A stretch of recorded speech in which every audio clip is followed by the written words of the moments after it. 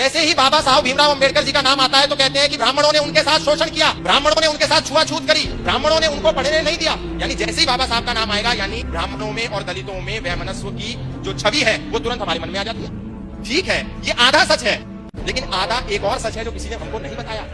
बाबा साहब भीमराव अंबेडकर दलित थे, लेकिन अंबेडकर टाइटल एक ब्राह्मण टाइटल है। ये टाइटल बाबा साहब भीमराव अंबेडकर को किसने दिया? बाबा साहब भीमराव अंबेडकर के पास जब पढ़ने के लिए पैसे नहीं थे, धन नहीं था, संपत्ति नहीं थी, संसाधन नहीं थे, तो वो लंदन पढ़ने कैसे गए? उनको फंडिंग किसने दी?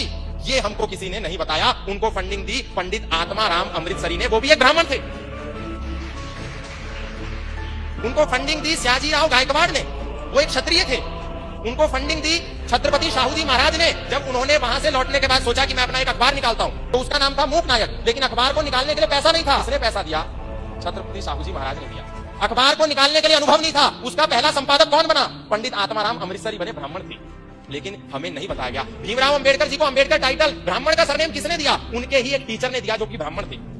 ब्राह्मण को गाली देना बहुत आसान है, लेकिन समाज को जब तक हम यदि सत्य नहीं बताएंगे तो फिर ये समाज ब्राह्मणों को गाली देता रहेगा और इनका मुंह कोई बंद नहीं करेगा। हम सारा हिंदू समाज बाबा साहब भीमराव अंबेडकर का जितना सम्मान करता है उतना कोई नहीं करता, लेकिन समाज को सत्य बताने की भी आवश्यकता है। कोई राजनेता खड़ा होता है ब्राह्मणों को गाली देता है, कोई सामाजिक कार्यकर्ता खड़ा होता है ब्राह्मणों को गाली देता है। जिसको देखो ब्राह्मण को गाली देना सबसे आसान है।